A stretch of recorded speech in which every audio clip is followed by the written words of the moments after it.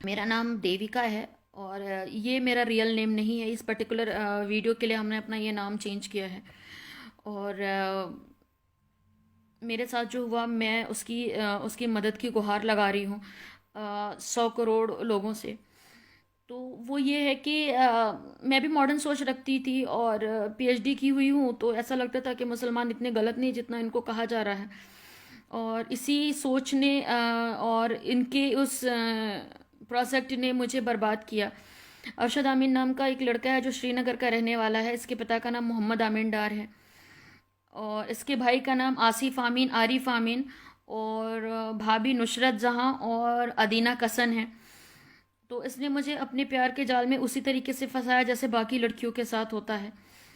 और मैं भी कहीं ना कहीं, मेरे पेरेंट नहीं थे, मैं अनाथ आश्रम से मेरी कुछ परवरिश हुई थी। कुछ लोगों ने, कभी फला अंकल ने पाला, कभी फला अंकल ने पढ़ाई की फीस दी। इस तरह से कर कर के मेरी पढ़ाई पूरी हुई थी। और बस इसी चीज़ की वजह से मैं थोड़ा बहुत कमाने लगी थी, अपनी ज़िंदगी अच्छे से काटने लगी थी और एक मल्टीनेशनल कंपनी में एचआर डायरेक्टर भी थी। और ठीक है, चीज़ें चलती चली गई, प्यार का नाटक ये सब होता गया। हमें भी उसने प्यार के जाल में फंसाया। ये हिंदू नाम से मुझे मिला था और ये हिंदू नाम से ही मेरे साथ इसने नाइट स्टे किया था होटल ज्योति में, इलाहाबाद में। ये मुझे उसी दिन पता चला था कि ये मुस्लिम है, क्योंकि उसकी कुछ गतिविधियां मैंने देखी थी जो मुस्लिमों में होती हैं। तो हमारे बीच थोड़ा बहस हुआ। तो फिर हो गया, वो बातें भी आई गई हो गई कि चलो रहने दो ये वो।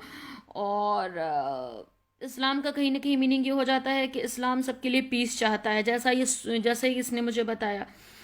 तो इसकी इन्हीं सारी हरकतों से मैं फंसती चली गई। और पिछले 1 साल पहले इसने मेरे से शादी की थी, निकाह पढ़वाया अपने घर में बुला करके। इसकी बहन तबस्सुम के यहाँ, जिसको जीजी कहते हैं, ये एआईजी ऑफिस में जॉब करती थी और 2018 में अप्रैल में ही इन्होंने नौकरी छोड़ी है। और इनका बिजनेस है कपड़ों का। और जिसने निकाह पढ़ा उसका नाम है जाडू साहब, बोलते हैं, टीआरसी कश्मीर श्रीनगर में रहता है। और इसने मुझे होटल एशियन पार्क में स्टे कराया। इसकी कज़न थी जिसका नाम सना था। और इसका एक भाई है जिसका नाम इसका कज़न भाई है जिसका नाम एहसान था। ये सब लोग इस केस में शामिल हैं।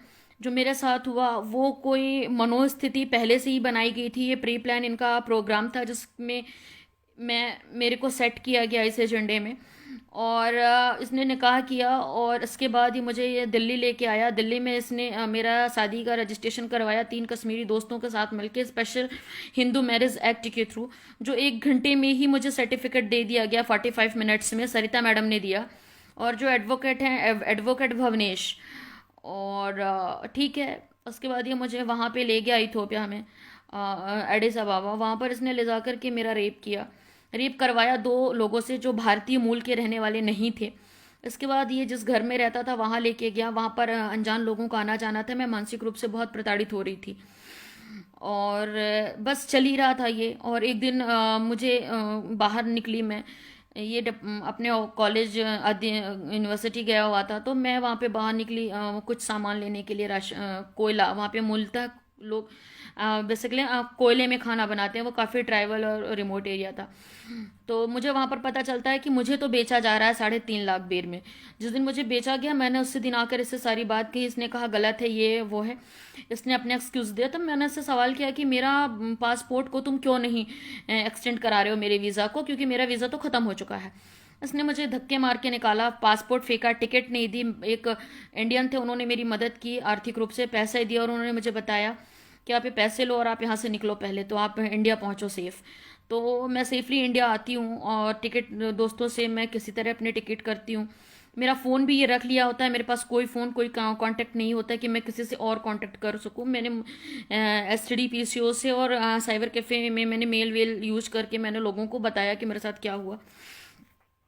ये सब चीज़ें चली। और उसके बाद इसने, ये इंडिया, नेक्स्ट डे ये खुद इंडिया आ जाता है और इसे पता था कि ये मुझे बेच रहा है। और मैं अनपढ़ अनपढ़ लड़की नहीं थी, पढ़ी लिखी थी। ये समझ रहा था कि मैं एक्सपोज हो चुका हूँ, मैं फंसूंगा। तो इसने तत्काल अपने घर पे बुला करके मुझे लात मार के कुछ ब्लैंक पेपरों पे साइन करवाया और इसने वो शादी कैंसिल करवा दी जो स्पेशल हिंदू मैरिज एक्ट के थ्रू हुई थी नंद नगरी सहादरा स्टेडियम में। तो मुझे ये समझ में नहीं आया कि ऐसा क्यों हो गया। मेरे जाने से शादी रजिस्टर होगी तो मेरे जाने से ही मेरी शादी कैंसिल होना चाहिए, लेकिन पता नहीं वो क्यों कैंसिल होगी, मुझे इसके बारे में कोई जानकारी नहीं है। और इसने ही कैंसिल कराई और ये मेरी मर्जी नहीं है, नहीं थी। फिर ये सब चीज़ें चलती रहीं और इसने यही किया। और इसमें मैंने जितने लोगों का नाम लिया ये सारे लोग हैं।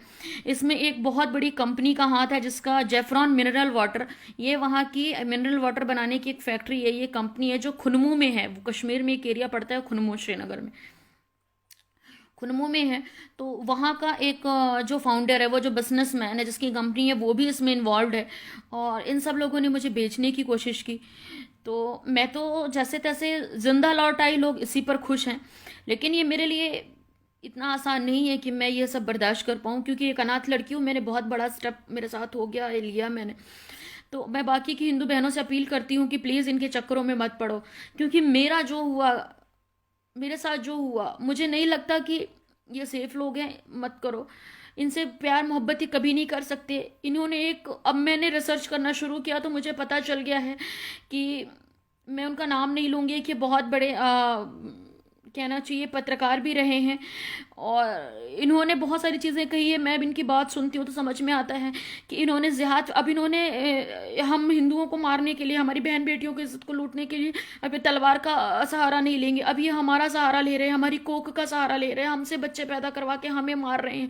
तो अब मैं यही चाहती हूँ मेरी हिंदू बहनों से कि प्लीज़ इनसे दूर रहो। और महाराष्ट्र में जो 50 लड़कियों ने शादी के लिए एप्लीकेशन दी है और जिनको डेट आई है, मैं उनसे भी रिक्वेस्ट करती हूँ कि मेरी आवाज़ अगर वो पहुँचे कि मेरी बहनों उनसे दूर रहो। मेरा तो कोई नहीं था, तो शायद कहीं ना कहीं इस गलती की वजह से मैं इसके जाल में फंस गई। पर तुम्हारे पास तो माता पिता सब होंगे, अगर नहीं है तो किसी इतने सारे ऑर्गेनाइजेशंस अभी हैं जो सामने आ रहे हैं, तो आप उनसे मदद लीजिए, लेकिन इनके चक्कर में मत पड़िए, ज़िंदगी ये नर्क बना देंगे। और मैं सरकार से कहती हूँ कि मुझे न्याय दिलाया जाए, इसके खिलाफ FIR और ये जल्द से जल्द अरेस्ट होना चाहिए, क्योंकि मेरे साथ जो हुआ ना जाने कितनी और लड़कियों के साथ किया है। शायद एक लड़की और है जो डर की वजह से बाहर नहीं आ रही है, वो भी इसी लड़के का शिकार हुई है, अरशद आमीन के। ये अपने प्रोफेशन से ये प्रोफेसर है। और बस मैं यही कहना चाहती हूँ अपने सरकार से कि मेरी मदद की जाए। मेरे साथ जो हुआ उसके लिए मुझे इंसाफ चाहिए।